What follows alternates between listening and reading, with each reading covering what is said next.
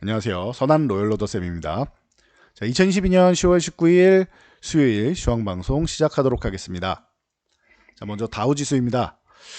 자, 다우지수는 지금 이중바닥을 완성하고 반등이 나왔습니다. 자, 이중바닥 완성할 때 이 저점을 깨고 내려왔는데 이게 왜 깨고 내려왔다? 영국의 감세안이 갑자기 뜬금없이 나오면서 긴축을 하고 있는 가운데 이거는 또 이제 뭐 자금을 풀 유동성을 강화하는 거 아니냐라는 얘기가 나오면서 좀 우려감이 많이 나왔었죠. 그래서 뭐 영국을 비롯해서 옆에 있는 뭐 이탈리아 그리고 뭐 파운드와 뭐 계속 뭐 요동치고, 그리고 미국은 물론 우리나라를 비롯한 전 세계를 다 강타를 했습니다. 그래서 반등 구간이 나와야 되는 자리에서 추가 하락이 나왔죠. 그래서 굉장히 피곤하고 공포감을 느끼는 자리를 만들었다. 그런데 반등이 나온 이슈 뭐예요? 감세한 부분 철회, 부자 감세한 먼저 철회를 했죠. 그리고 나서 감세안에 대한 대부분의 의사결정을 철회한다라고 얘기가 나왔습니다. 그래서 이중바닥을 완성하고 있는 모습이죠. 이 정도면 이중바닥 완성됐다고 볼 수 있습니다. 3만 위쪽으로 올라왔고 하락 추세도 완벽하게 올라타지 않았나 싶습니다. 그렇다라고 하면 다운은 뭐 그래도 이제 악재를 한 가지는 해소하고 가는 거죠. 심지어 돌발악재였으니까요. 돌발악재를 빠르게 해소하고 간다 보시면 되고, 지표는 9월 산업생산이 예상치를 상회했습니다. 산업생산이 괜찮게 나왔다라는 건 그래도 제조업이 양호하구나, 아직까지는 생각보다 양호하구나 정도로 생각하시면 될 것 같아요. 그래서 제조업은 아직 생각보다 양호하다. 대신 내구재 주문까지 체크해서 보셔야겠죠. 제조업은 그 정도 보시고, 그리고 골드만삭스 같은 투자은행, 최근에 이제 미국의 금융주들, 투자은행주 이런 쪽이 그래도 예상치가, 실적 예상치가 상회되면서 좋은 모습을 보이고 있습니다. 그래서 다우지수는 좀 긍정적인 모습. 다우에는 항상 말씀드리지만 금리 인상 수혜주도 같이 있다라고 말씀드렸어요. 그래서 나스닥보다는 양호한 모습이다. 자, 나스닥은 왜 요즘 안 보여주시나요 하시는 분이 계셨는데 보여드리겠습니다. 자, 나스닥 또한 반등이 나오면서 21선 정도는 회복하려는 모습, 그리고 이 하락 추세 구간을 회복하려는 모습을 보이고 있습니다. 그래서 나스닥도 나쁘지 않아요. 지금 반등은 나오고 있는 구간이고, 대신 다우가 좀 더 강한 이유는 말씀드렸듯이 금리 인상 수혜주들이 있기 때문이다 정도로 보시면 될 것 같습니다. 그래서 다우, 나스닥 모두 다 반등이 나오고 있다. 자, 그리고 우리나라 같은 경우는 좀 약하죠. 약한데 그래도 우리나라도 이 하락 추세선 하단선 정도는 회복 시도를 하고 있다. 우리나라는 2300 구간을 회복해줘야 확실하게 회복이 된다라고 보시면 될 것 같아요. 2300 구간까지 회복하면 어떻게 됩니까? 21선은 이미 회복 시도를 하고 있고, 그리고 이 하락 추세선의 상단선, 그리고 가격적으로 기존에 지지받았던 저점 구간을 회복하는 상황이 됩니다. 그럼 이 아래쪽이 트랩을 완성하면서 이중바닥 트랩을 완성하고 회복되는 모습이 나온다. 그럼 2300포인트를 회복하는 게 아주 중요하다, 핵심 포인트다라고 보시면 되고요. 코스닥 같은 경우는 지금 700포인트 공방을 펼치고 있는데 700포인트 회복되면 21선 회복되는 정도다 보시면 되고, 730포인트를 회복하면은 코스피에서 2400포인트 회복하는 것과 비슷한 효과다 보시면 될 것 같아요. 그러면은 최근에 이 하락 추세를 완벽하게 벗겨내는 모습을 보일 수 있다라는 거. 700포인트만 넘어가도 충분히 가능성 높고요. 730포인트까지 회복된다라고 하면은 이제 하락 추세는 벗겨내고 반등이 시작되는데 어디까지 너무 올라갈 거냐가 관건이 될 것 같습니다. 일단 830포인트 정도는 가능할 것 같은데, 이 구간에서 이제 코스피가 이제 2550포인트까지 가서 박스권을 그리면은, 요 아래서 박스권을 그리면 어떻게 된다? 그럼 위든 아래든 방향성을 모색해야 되는데 불안한 현상이다라고 말씀을 드렸죠. 대신 위쪽으로 넘어가서 위에서 박스권을 그리면 똑같은 박스권이지만 위쪽에서 그린다라는 거는 추세적으로 아래쪽으로 지금 내려가고 있던 부분에서 이거를 돌파해서 더 올라가기 위한 박스권, 힘 모으는 구간이다라고 말씀을 드렸죠. 그래서 830포인트를 넘어가서, 그래서 1차 기준, 2차 기준을 말씀드리면 1차적으로 코스피 2300을 회복해 줘야 되고요. 그 다음에 2550포인트를 넘어가는지가 관건이 됩니다. 그래서 1차, 2차가 되고, 1차는 그냥 자연스럽게 회복될 거라고 봅니다. 언제 회복되냐 차이고, 코스닥 같은 경우는 1차적으로 730포인트를 회복하면은 이제 자연스럽게 회복된다라고 생각하시면 되고 830을 넘어가느냐가 관건이 된다. 830 넘어가서 900 사이에서 890에서 900 사이에서 이제 박스권을 그린다라고 하면 이건 더 올라가는 거고 만약에 730에서 이 830 사이 정도에서 박스권을 그린다. 이 모양이 나온다라고 하면은 아직은 불안하구나 정도로 생각하시면 됩니다. 이 부분은 추후에 돌파되면서 그리고 박스권 형성하는 걸 제가 확인하면서 다시 한번 말씀드리도록 하겠습니다. 자, 그리고 오늘 우리나라는 왜 미국은 올랐는데 못 오르나요? 라고 생각하실 수 있는데 어제 미리 조금 보수적으로 말씀을 드렸었죠. 어제 선물이 매도가 나오고 옵션 포지션도 좋지 않았다. 그런데 옵션 포지션 이제 막 구축해가는 거니까 크게 신경 안 써도 선물을 이제 대량 크게 좀 매도를 하고 있는 거는 좀 부담이 될 수 있다. 라고 설명드린 거 기억나시죠? 그래서 오늘 만약에 갭상승이 나오더라도 유지가 안 될 가능성이 있다. 라고 설명드린 거 여러분들 기억하실 겁니다. 바로 어제 일이니까요. 그래서 이 부분 체크하시면 될 것 같습니다. 여러분들이 제가 말씀드리는 요 수급 동향 자체에 대해서 100% 맞는 건 없습니다. 주식시장에서. 그런데 그래도 확률을 조금 높일 수 있고 만약에 오늘 말씀드렸듯이 갭상승은 나왔지만 못 올라가고 하락 반전이 됐죠. 이 이슈에 대해서 그래도 이유 정도는 알 수 있지 않나 정도로 보시면 되고요. 수급적인 부분을 제외한다라고 하면 이슈로 본다라고 하면은 폴란드 부총리 사절단이 한국을 방한하기로 했습니다. 그런데 영국에서 이 영공을 통과하는 것을 거부했습니다. 그래서 방한이 취소됐다. 그리고 이 이유는 뭐 자연스럽게 이 사절단 방문하는 게 방산 부분 때문 아닙니까? 방산 부분 때문. 그렇기 때문에 중국이 불편한 겁니다.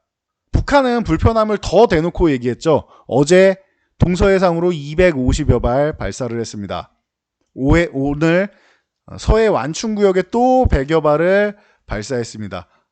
나한테도 관심 가져라라는 시그널이기도 하고 그리고 우리나라가 이제 방산을 수출하니까 불안함을 좀 느끼는 이런 모습이 아니겠느냐라는 부분도 여러분들이 생각하시면 될 것 같아요. 그래서 중국이랑 북한이 우리나라 방산 쪽이 발전하는 부분에 대해서 굉장히 민감하게 보고 있다라고 생각하시면 될 것 같습니다. 뭐 이렇게 생각하시면 될 것 같아요.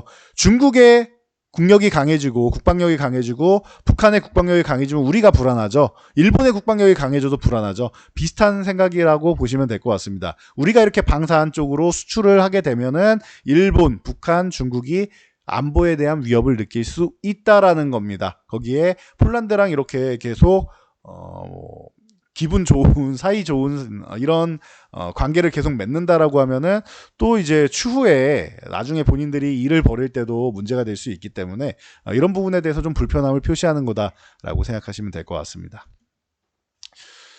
자, 종목 동향으로 삼성전자가 오늘 뭐 1% 정도 하락을 했는데 최근에 보면 그냥 횡보하는 구간이죠.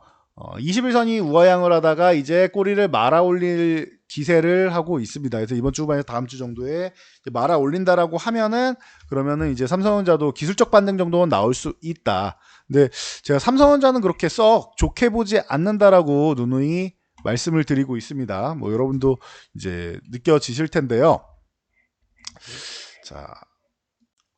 최근에 뭐 소부장 비롯해서 이 반도체 관련주들이 전체적으로 내려와 있습니다. 그러면은 기술적 반등이 나오는 구간에서 좀 강한 종목들을 봐야 되는데 이런 것 같아요. 삼성전자나 하이닉스는 역시나 이제 큰 자금이 들어가고 하기 때문에 좀 반등은 좀 약할 수가 있고 기술적 반등은 나오지만 약할 수 있고 기존부터 강조드렸던 종목들 다시 한번 볼 타이밍이 오지 않았나 싶습니다. 그래서 뭐 예를 들면은 뭐 SNS텍 같은 경우 이 종목이 저는 뭐 과거부터 뭐 4만원 위쪽에 있어야 되지 않나 싶다라고 말씀을 드렸는데 뭐 바로 앞으로 다가왔죠. EUV 쪽으로 핵심 종목이고 블랭크 EUV용 블랭크 마스크 내년부터 양산 시작. 그리고 펠리클 같은 경우도 ASML 품질 테스트 이 결과가 빨리 들려야 되는데 이거 통과되면은 삼성에서 가져갈 거다.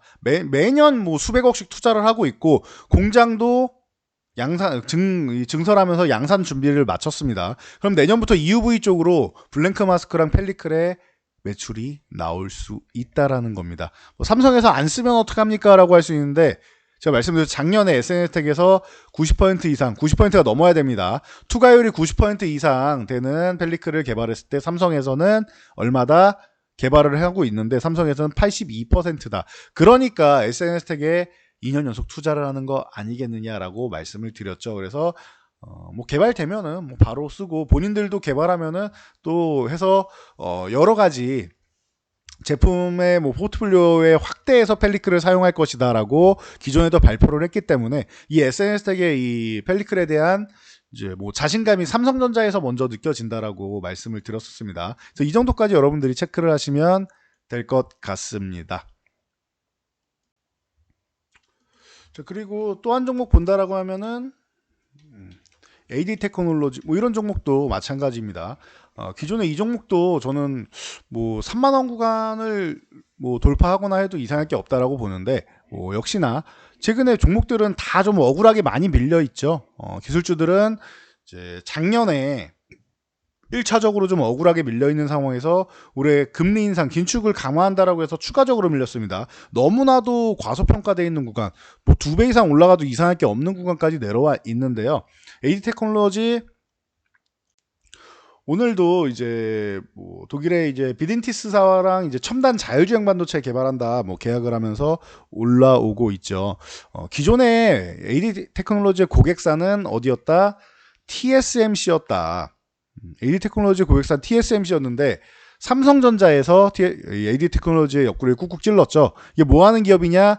이 팹리스하고 이제 파운드리 기업하고 연결해주는 디자인하우스 칩리스 역할을 하는데 이 기업을 빼돌렸다라고 보시면 됩니다. 속된 말로 말 그대로 옆구리 쿡쿡 찔러서 빼돌린 거죠. 자, 반도체 2030 보세요. 자, 우리 이렇게까지 할 겁니다. 당신도 우리랑 함께 합시다 해서 이제 처음에는 미러를 하다가 결국은 삼성으로 돌아선 것이죠. 자, 이 디자인하우스 업체들 같은 경우에는 뭐 TSMC, 삼성 양쪽에다가 이렇게 다리를 걸칠 수 없습니다. 애초에 계약을 할 때 양쪽에 다리를 걸칠 수 없게. 왜냐면은 본인들의 기술력이나 이런 부분에 대한 이제 보안이 철저해야 되기 때문에 고객사에 대한 보안도 마찬가지고요. 그래서 양다리를 걸칠 수가 없다라고 기존에도 설명드렸었죠. 그러다 보니 이제 AD 테크놀로지가 인기가 꽤나 높아졌다라고도 설명드렸습니다. 자, 그래서 뭐 이런 종목들이 지금 슬그머니 이제 출발하기 시작하고 있다라고 보시면은 뭐 내년까지 해서 이런 종목들이 좀 더 재정상적인 움직임을 보이면은 뭐 제자리 찾아가는 건 자연스럽지 않나 싶습니다. 그렇게 보시면 될 것 같고요. 좀 많이 억울한 종목들이라고 봅니다. 자, LG에너지솔루션 같은 경우는 지금 50만 원 구간 앞두고 있습니다. 기존에 한번 돌파 시도했다 시장 영향으로 밀렸었는데 바로 다시 회복을 했죠. 그래서 LG에너지솔루션 50만 원 넘어간다라고 하면 또 긍정적인 모습. 미국의 IRA 법에 대해서도 뭐 수혜를 받을 수 있는 종목이니 뭐 자연스러운 현상이겠죠. 자, 그리고 최근에 양극재 종목 하면은 원래 LNF로 시작해서 LNF로 시작을 해서 에코프로 BM 같은 종목들이 가장 시총 코스닥 시총 상위를 차지하고 있는데 132에 위치해 있죠. 자, 그런데 LNF 지금 바닥권에서 이제 막 올라오는데 그래도 20만 원 회복된 건 좋습니다. 다시 올라오고 있고 에코프로 BM 같은 경우도 지금 이제 슬슬 올라오기 시작하는데 뭐 밑에서 올라오는 거지 엄청나게 강한 흐름은 아니에요. 이것도 11만 원을 회복해야 또 다시 올라오겠죠. 에코프로비엠이 생각보다 요즘에 시총 1위는 이제 공방을 펼치고 있지만 생각보다 약한 거는 이런 움직임인 것 같아요. 포스코 케미칼이 더 좋은 모습을 보이고 있고 고점을 돌파하고 있다. 이만큼 움직임이 안 나오는 이유. 이게 또 재밌는 게 IRA 법에 대해서 소재 관련주들이 수혜를 받는데 에코프로비엠이 LNF 수혜받는 건 맞습니다. 근데 거기에 잘 보면은 우리가 중국산 제품에 대한 부분에 계속 이제 규제를 거는 거 아니겠습니까? 근데 에코프로비엠 같은 경우는 현재 양극재 1위지만 중국산 리튬 그리고 중국의 이제 가공된 소재들 이런 부분을 가져다 쓰는 것들이 있습니다. 근데 포스코 케미칼은 어때요? 아르헨티나 리튬 호수 얘기 제가 계속 말씀드리죠. 자, 그러다 보니까 자체적으로 이제 계약된 건으로 해서 조달이 가능하지 않겠느냐라고 해서 지금 결과로 나온 게 GM 그리고 연이어 포드까지 계약이 나왔죠. 자, 이렇게 되는 겁니다. 미국에서는 그렇다라고 하면 포스코 케미칼에 조금 더 손을 들어줄 수 있는 게 아닌가. 그래서 그게 바로 주가로 표현되고 있는 게 아니라 고점을 기존에도 돌파했고 이번에도 돌파하고 있습니다. 그래서 포스코케미칼이 좀 더 강력하고 대장 역할을 하고 있다 정도로 이런 차이가 있다라고 보시면 될 것 같아요. 그래서 이 정도 보시면 될 것 같고, 우리가 이제 주말에 좀 불편함을 겪었던 카카오에 대해서 간단히 또 말씀드리고 가야 될 것 같은데, 카카오는 5만 원이면 기술적 반등 나온다고 보면 되고요.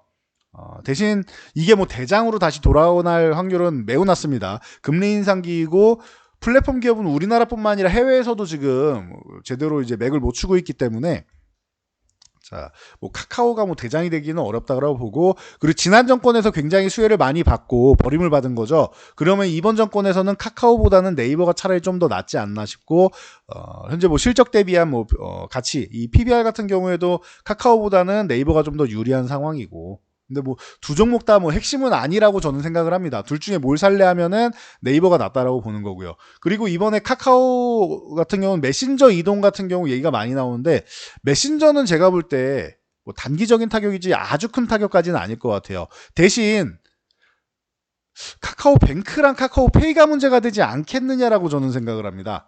왜냐하면은 메신저는 내가 옮겨도 내 친구가 옮기지 않으면은, 지인들이 옮기지 않으면은 소용이 없는 겁니다.